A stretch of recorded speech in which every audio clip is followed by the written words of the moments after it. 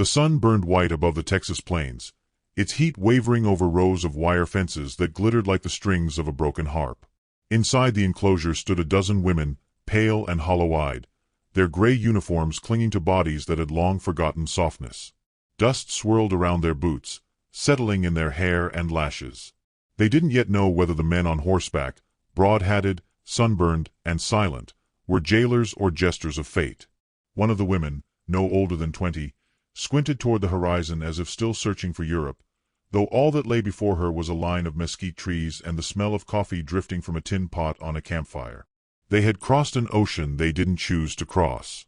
Captured with retreating German units in Italy, the women had been nurses, clerks, radio operators, soldiers of paperwork and bandages rather than rifles. Yet war, indifferent to details, had gathered them up just the same. When the ship docked at New Orleans weeks before, they'd been told they were bound for a holding facility. No one mentioned cowboys. No one mentioned the way America's sun could bleach memory until it looked like hope. The camp itself was a strange creature, half military order, half small-town fairground. Wooden barracks lined the inside like tidy cattle stalls, each with a cot, a basin, and a Bible someone had thoughtfully placed on the pillow. The guards weren't soldiers from the front but local ranch hands on temporary contracts. Men who said, "Ma'am," out of habit, not mockery. Their revolvers hung easy, their laughter easier still. To the women, that laughter was more terrifying than threats. It was the sound of men untouched by hunger. One of them, a tall rancher with a limp and a voice roughened by tobacco, leaned on the fence and called out, "Y'all from Germany, huh? Well, welcome to Texas, where even the dust minds its manners." The women stared at him, unsure whether it was a warning or a joke. When none answered, he tipped his hat and said, "Don't worry. Ain't nobody gonna shoot ya. Not unless you insult my mother's pie." At night, the plains went silent except for the distant lowing of cattle. Some of the women cried into their blankets, their tears cutting clean tracks through the dirt on their faces. Others stared at the stars, astonished that even in captivity, the heavens could look so infinite. The guards, posted near the gate, sometimes hummed country songs, slow, sorrowful things about losing home, which made the prisoners ache even more. One morning, a young woman named Lotte, though the guards never learned her name, collapsed in the mess line. Heat, exhaustion, and a year's worth of marching had caught up. The cook, a barrel-chested man in a sweat-stained shirt, cursed softly and scooped her into his arms. He carried her to the shade, fanning her with his hat while the others whispered. When she woke, she found a cold glass of milk pressed to her lips. It was the first time since the war began that someone had offered her anything without an order attached. That afternoon, the women were allowed to wash in the outdoor troughs. The water, cold and clean, startled them. They scrubbed in silence until the dirt peeled from their hands like old memory. One woman gasped softly, staring at her reflection rippling in the metal basin. "I look human again," she murmured, almost afraid to believe it. A guard overheard and grinned. "Ma'am, out here everyone's human till proven otherwise." It was a simple sentence, but for her it was an earthquake. Word spread through the camp that Sunday service would be held in the mess hall. The preacher was a retired cowboy with a Bible so worn it looked like an old saddlebag. He spoke of forgiveness, though not the church kind, more like the kind that comes when you run out of reasons to keep hating. The women listened without moving, unsure whether to bow their heads or raise them higher. The preacher ended by saying, "Out here, even cactus blooms after the rain. So can we." Still, they waited for cruelty. They expected humiliation, retribution, the slow grind of revenge. Yet each day brought only small decencies. Hot meals, kind words, a guard who offered to fix a torn sleeve with his wife's sewing kit. The paradox became unbearable. It was easier to endure hatred than gentleness. Hatred had rules. One evening, as the sky bruised purple, the tall rancher who joked at the fence rode past the women's barracks. He dismounted, dust rising around his boots, and set a crate on the ground. Inside were tin plates, bars of soap, and, most strangely, bundles of fabric in faded colors. The women gathered, wary. "Local ladies sent these down," he said, scratching his neck. "Figured y'all might need something that ain't gray." He gave a sheepish grin. Can't have you scarin', the horses lookin' like ghosts." Laughter bubbled up, dry, nervous, unstoppable. For the first time since the war began, they laughed without permission. One woman reached for a piece of cloth, trembling as she unfolded it. It was a dress, simple, cotton, smelling faintly of lavender. She pressed it to her face and wept quietly. The men turned away, pretending to study the horizon. That night, in the flicker of the oil lamps, the camp looked less like a prison. Women sat mending seams, whispering, trading scraps of lace. A few guards lingered near the fence, listening to the strange, soft sounds of hope being rediscovered. Somewhere in the distance, a harmonica began to play, clumsy, mournful, beautiful. But kindness has a way of feeling dangerous when you've forgotten it. As one woman lay awake, clutching her folded dress, a thought crept through her mind like smoke. If they can be kind, then what were we fighting for? She turned over, hiding her face from the lamplight. Outside, a coyote howled, long and low, as if echoing the question she dared not ask. By morning, the dresses would be worn, the fences still standing, the war still raging half a world away. Yet something irreversible had begun beneath that Texas sky, a small, quiet rebellion of mercy. And none of them yet knew that the next truck to arrive would carry not soldiers or supplies, but something far stranger and far more human. The mornings came early in the Texas camp, before the sun had fully decided what kind of day it wanted to be. A pale gray light crept over the barbed wire, over the watchtower, over the long rows of wooden barracks that smelled of pine and soap. Inside, the German women stirred in their bunks, the rhythm of captivity settling into their bones like the slow beat of a clock. Somewhere, a rooster crowed with an optimism that none of them shared. By now, they had been here for months. The fear that once choked them had thinned into something stranger, bewildered gratitude. The cowboys, their keepers, had proven themselves immune to hate. They talked about weather and cattle, not victory or vengeance. One guard, a lanky fellow named Earl with a smile that looked borrowed, often stood by the kitchen door humming to himself. His tune, a slow, rambling country melody, drifted across the yard as the women lined up for breakfast. The smell of bacon still startled them. It was rich, thick, almost vulgar in its generosity. A young prisoner, no more than 21, once whispered, "In Germany, even the sky smelled of smoke. Here, it smells of food." She said it like a confession. The camp ran on routines that felt almost domestic. They scrubbed laundry in the troughs, planted a small vegetable patch, and stitched their donated dresses by hand. At first, wearing those dresses felt like treason. The colors, faded blues, soft yellows, an occasional floral pattern, made them remember that they were women before they were prisoners. But as the days unfolded, the cloth became armor of a different kind. One of the guards joked that the camp looked like a Sunday picnic behind barbed wire. The women didn't laugh, but a few smiled when he walked away. There were unwritten rules that governed both sides. The guards never raised their voices, and the women never spoke of the past. The silence between them became a fragile bridge. Sometimes, during work details, they'd exchange gestures instead of words, a nod of thanks, a shared grin over a clumsy mishap. One afternoon, a storm rolled in sudden and fierce. Rain lashed across the plains, turning dust into slick brown rivers. The guards ran for cover, but the women stayed outside, faces lifted, hair plastered, laughing as if heaven had finally remembered them. Earl watched from the porch, shaking his head. "Ain't no fence can hold joy," he murmured, lighting his cigarette with a trembling hand. The camp commander, Captain Mason, was a man carved from silence. He'd been a sheriff before the war, and his sense of justice was simple. Treat people right, and you can sleep at night. He walked the grounds every evening, boots echoing on the gravel, hat pulled low. To the women, he was a mythic figure, distant, unreadable, but never cruel. Once, when a guard mocked a prisoner's accent, Mason made the man scrub the latrines for a week. "You guard humans," he said, "not ghosts." Work assignments brought the strangest intimacy.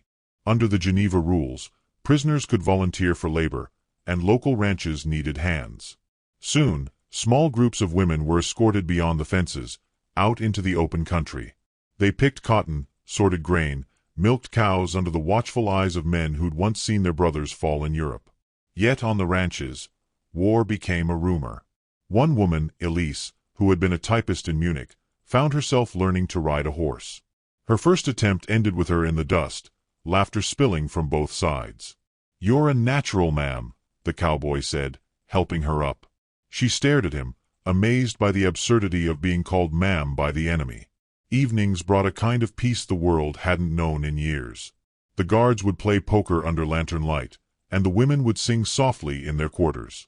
Sometimes their voices drifted out through the wire, German lullabies carried on warm wind. Earl said it made him homesick for a home he never had.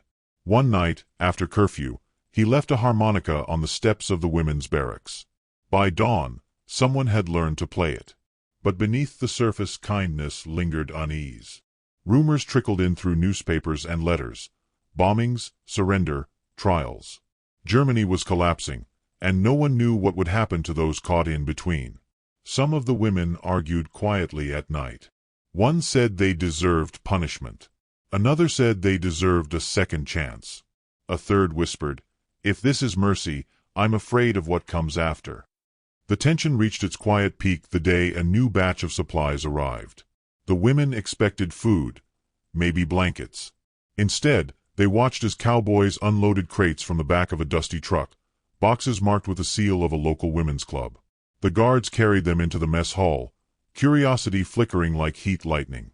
When the lids were pried open, the air filled with the scent of lavender and starch. Inside were dresses again, but this time finer, cleaner, freshly pressed. Alongside them were shoes. Real shoes. Leather ones, soft and gleaming, laced and buckled. The women stood frozen. For a moment, no one spoke. Mason looked over at Earl and muttered, "Guess the ladies back in town have bigger hearts than sense." Then louder to the prisoners, "They're for you." One by one, the women stepped forward. The sound of shoes sliding across the floor echoed like a prayer. Some smiled through tears, others bit their lips to keep from trembling. A few refused at first, too proud or too scared to accept. But when Elise finally knelt to tie her laces, her hands shook. She had marched barefoot through Italy once, her soles torn open. Now, the leather embraced her feet with impossible gentleness. Later that night, she walked outside the barracks, moonlight tracing silver lines along the fence.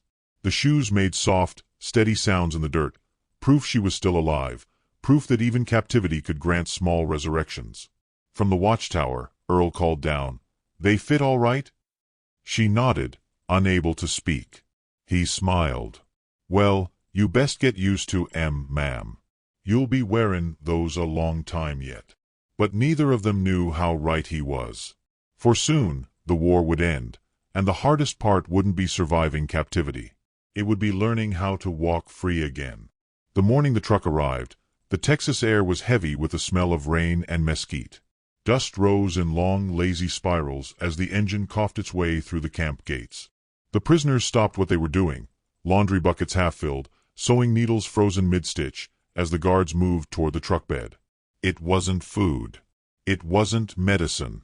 It was something far stranger. From the back, the men began unloading crates marked not with military stencils but with looping cursive, Ladies' Aid Society of Abilene. The guards exchanged puzzled glances. Inside, stacked neatly as though for a church bazaar, were bundles wrapped in brown paper and tied with ribbons. "Clothes," one guard muttered, lifting a parcel. "Ain't army issue."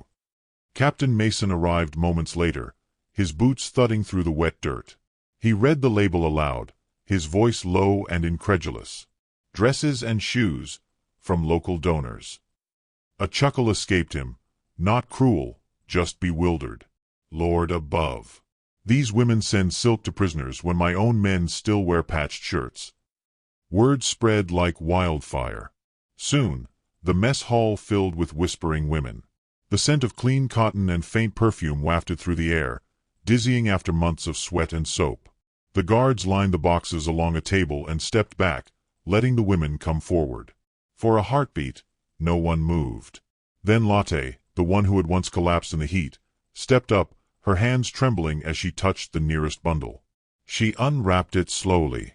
Inside lay a pale blue dress, soft and modest, the fabric cool beneath her fingers. A small card was pinned to the collar, for someone who's had enough of gray days. Her throat tightened. She hadn't worn color since before the war. Around her, others opened their packages, floral patterns, lace collars, sturdy work skirts, summer hats. And beneath them all, shoes, polished, practical, and heartbreakingly beautiful. For a long minute, the only sounds were paper tearing and women trying not to sob. One of the guards, a freckled youth from Oklahoma, tried to lighten the silence. "Well, guess you ladies'll be struttin' round here like it's Sunday." A ripple of uneasy laughter broke out, thin but genuine. Even Captain Mason's stern face softened. "Let 'em," he said. "After what they've seen, a little dignity's cheaper than penance." That evening, the camp looked transformed. The same barbed wire, the same dirt, yet somehow the place breathed differently. The women stood taller, their steps surer. The dresses fluttered in the wind like flags of a forgotten peace. Earl leaned on the fence, watching them with quiet awe. "Never thought I'd see German gals outdressing half the county," he said with a grin. But his tone held no mockery, only wonder. When dinner came, the mess hall shimmered with color. One woman, Elise, wore a faded red dress that looked like it once belonged to a farmer's wife. She caught sight of herself in a cracked mirror and didn't recognize the face staring back. Not a prisoner. Not a servant. Just a woman, tired, scarred, alive. She sat at the table beside Lotte, who whispered, "I'd forgotten what it felt like to look clean." Earl walked past, carrying trays. "Ladies," he said with a playful nod. They looked up, startled by the word. It landed softly, but it shook something deep inside them. They had been Fräuleins, workers, captives. Now, for the first time in years, they were simply ladies. Later, a storm rolled in, sweeping across the plains with sudden fury. Rain hammered the rooftops, wind howled through cracks in the barracks, and thunder split the sky like artillery. The women gathered near the windows, clutching their new clothes close to their chests. For a terrifying second, it felt like Europe again. Bombs, chaos, darkness. Then came a strange sound, music. Faint, steady, from the guardhouse porch. Earl was playing his harmonica, slow and sweet, the notes threading through the storm. The melody was unmistakable, Home on the Range. The absurdity of it made one woman laugh through her tears. Another joined in. Soon, their laughter mingled with the rain, a sound so fragile it felt holy. The next morning, the camp was calm again, washed clean. Mud squelched underfoot, the sky glowed pale gold, and the women hung their damp dresses on the fence to dry. A line of color stretched against the wire, red, blue, white, yellow, fluttering in the breeze. To the guards, it looked almost like surrender flags. To the prisoners, it looked like the opposite. From that day, something shifted. The women began writing letters for the local families who couldn't read. They sewed handkerchiefs for the guards' children, baked bread in the mess ovens. The men responded in kind, repairing a broken comb, bringing books from town, teaching English words that sounded soft and strange on German tongues. Mason watched it all with cautious pride. He didn't understand mercy in theory, but he knew it when he saw it. Elise found herself assigned to help in the infirmary. She treated splinters and sunburns, nothing like the wounds she once tended. One afternoon, a rancher who had lent horses to the camp limped in with a twisted ankle. He looked at her dress, the red one, and said, half-joking, "That color suits you." She blushed, murmuring thanks. For a moment, the world shrank to two people and a heartbeat, and war seemed like a bad dream someone else had told. Yet not everyone could accept the kindness.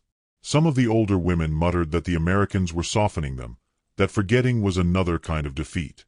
"They feed us so we stop remembering who we are," one hissed. Elise didn't answer.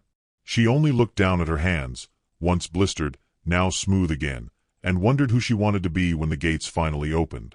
The dresses faded with wear, the shoes scuffed from long days on dusty ground. But the feeling they carried, of being seen, of being forgiven, did not fade. A seamstress among them stitched small flowers onto the hems as if trying to keep the beauty alive a little longer. Even the guards noticed. One afternoon, Earl handed Lotte a small parcel. Inside was a spool of sky-blue thread. "Figured y'all could use a bit more color," he said shyly. That night, Lotte used the thread to mend her dress, her fingers trembling not from cold but from the unbearable weight of gentleness. The camp had become something impossible to name, neither prison nor home, neither punishment nor grace. When Mason received a telegram weeks later announcing Germany's surrender, he folded it slowly, his face unreadable. He looked out across the yard at the women hanging laundry in their faded dresses. The wind caught the fabric, and for a moment it looked like wings. He knew the end of the war wouldn't mean peace. Not yet. And he also knew that when these women were told they could go home, many of them wouldn't know where that was anymore. The day the gates opened, there was no trumpet, no triumph. Only wind. It carried the scent of sage and sunburned earth as the women stood in their dresses, clutching bundles of meager belongings. Beyond the barbed wire stretched the endless Texas plain, unchanged, indifferent. A soldier shouted their names from a clipboard, each one pronounced wrong, each one marking the end of captivity and the beginning of something more complicated. Lotte stood near the front, the same woman who had once fainted in the heat. Her dress, faded blue, frayed at the hem, fluttered around her knees. She had worn it so often it had become her second skin, a strange blend of shame and pride stitched together. She watched the others embrace, some weeping, some smiling too hard to hide their fear. Going home sounded like freedom, but none of them knew what home was anymore. Captain Mason oversaw the process, hat in hand, his usual calm replaced by a stiffness he couldn't explain. These women, once enemies, had become something closer to neighbors. He remembered the day they arrived, hollow eyes, stiff postures, and compared it to now. They stood straighter, spoke softer, even laughed sometimes. The human soul, he thought, was like prairie grass. Burn it, trample it, starve it, it still found a way to rise when the rains came. Earl leaned against the fence, arms folded, trying to look nonchalant. "Reckon they'll remember us?" he asked. Mason squinted toward the bus waiting beyond the gate. "They'd better," he said quietly. "We didn't do all this for nothing." As the women boarded, some turned to wave. Others couldn't bear to look back. Lotte hesitated at the step, her fingers tightening around her parcel. The driver urged her on, but she lingered a moment longer, eyes searching the crowd. When she found Earl, she gave a small, uncertain smile. He touched his hat in reply. Then she was gone, swallowed by the dust the bus wheels kicked up, leaving silence in her wake. In the weeks that followed, the camp emptied. The guards packed up supplies, the barracks fell quiet, and even the wind seemed tired. Mason filed his reports and returned to his small ranch. Earl stayed on a few extra days, helping dismantle the fences. He worked without speaking, his movements heavy. On the last night, as the sun bled out behind the hills, he found a scrap of blue fabric snagged on the wire, threadbare, fluttering like memory. He tucked it into his pocket without thinking. Months passed. The war was over, but peace didn't arrive with parades or headlines. It came in silence, empty fields, missing sons, letters that never reached their destinations.